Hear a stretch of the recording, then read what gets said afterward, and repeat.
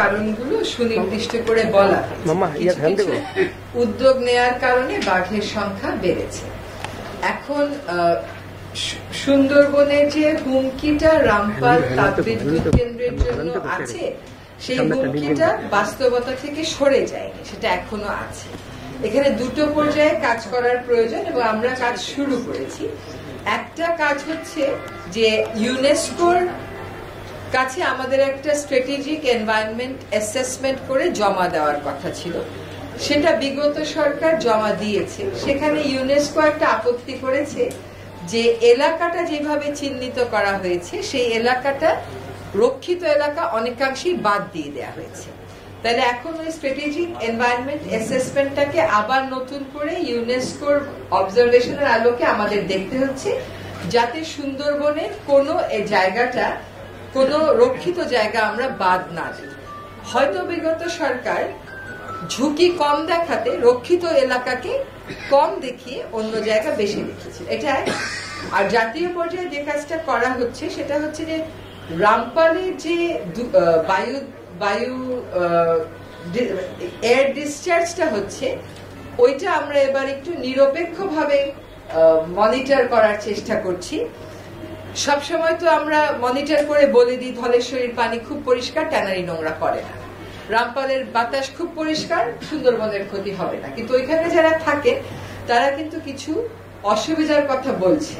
ফলে রামপাল থেকে যে ডিসচার্জটা হচ্ছে সেটা আসলে কমপ্লায়েন্ট কিনা, সত্যিকার অর্থে আইনের সীমার মধ্যে আছে কিনা সেটা দেখবার জন্য আমরা একটা নিরপেক্ষ অ্যাসেসমেন্টের কাজ শুরু করেছি। আরেকটা কাজ যেটা করা হচ্ছে সেটা হচ্ছে যে আপনারা জানেন জাতীয় পরিবেশ কমিটির একটি সভায় রামপালকে কেন্দ্র করে ওই 10 কিলোমিটার এলাকার মধ্যে এবং তার আশেপাশে বেশ কয়েকটা ভারী শিল্প গড়ে উঠেছিল এবং সেই ভারী শিল্পগুলোর অনেক কয়টাই লাল তালিকাভুক্ত ছিল, মানে খুবই ডেঞ্জারাস। কিন্তু জাতীয় পরিবেশ কমিটির একটা সভায় ওইটা লালকে হঠাৎ করে এক কলমের খোঁচায় সবুজ করে দেওয়া হয়েছিল। সেটা পরিবেশ সংরক্ষণ বিধিমালা আবার পর্যালোচনা করে সেগুলো আদৌ লাল, আদৌ সবুজ হওয়ার যোগ্যতা রাখে কিনা, নাকি লালেই ফেরত নিতে হবে, নাকি কমলা খাতে নিতে হবে, এটার একটা অবজেক্টিভ কাজ করার প্রক্রিয়া শুরু হয়েছে। আমার তো 2 মাস মাত্র সময় হলো দায়িত্ব গ্রহণের। আপনারা মাঝে মধ্যে খুব কনক্লুসিভ প্রশ্ন করে ফেলেন, হ্যাঁ, যে অ্যাজ ইফ সব কাজ শুরু করে আমি অন দ্য ফিল্ড। নিশ্চয়ই সুন্দরবনকে বাঁচাতে কাজ করতে হবে, সুন্দরবন যদি না বাঁচে অন্যান্য বন বাঁচাবার তো আপনার সুযোগ কমে আসবে, তাই না? সুন্দরবন হচ্ছে আমাদের দেশের একটা ঐতিহ্য বলাটা তো আন্ডারস্টেটমেন্ট হয়ে যায়, এটা একটা গ্লোবাল ঐতিহ্য, তাই না? আর তো কোথাও সুন্দরবন নেই। কাজে সুন্দরবন নিয়ে যারা আন্দোলন করেছেন তার মধ্যে তো আমিও ছিলাম, যারা রাস্তায় হেঁটেছেন তার মধ্যে আমিও ছিলাম।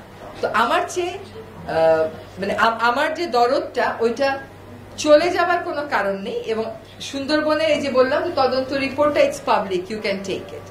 মানুষের অন্য যেগুলো কনসার্ন ছিল যে কোল ডাস্টটা, সেটাও আমরা দেখছি, বাট ইটস আ প্রসেস এবং it will require us to modify certain things. It may require us to modify certain things. আপনাকে যেটা বলে বা আপনাদেরকে যেটা বলে আশ্বস্ত করতে চাই যে শুধু সুন্দরবন না, সুন্দরবন বাঁচাতে হবে কারণ এটা বৈশ্বিক ঐতিহ্য।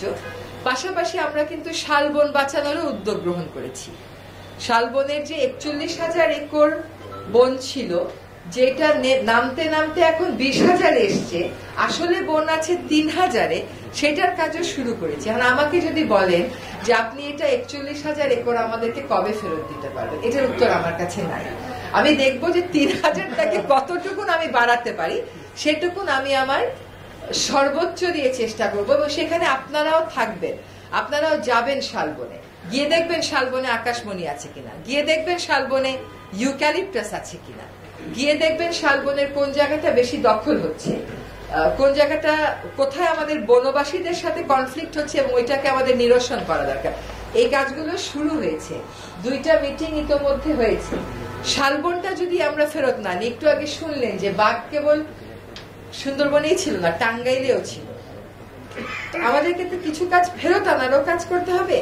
একটা ইকোসিস্টেম ধ্বংস হয়ে গেলে বলে এটা রেস্টোর করতে 100 বছর লাগবে।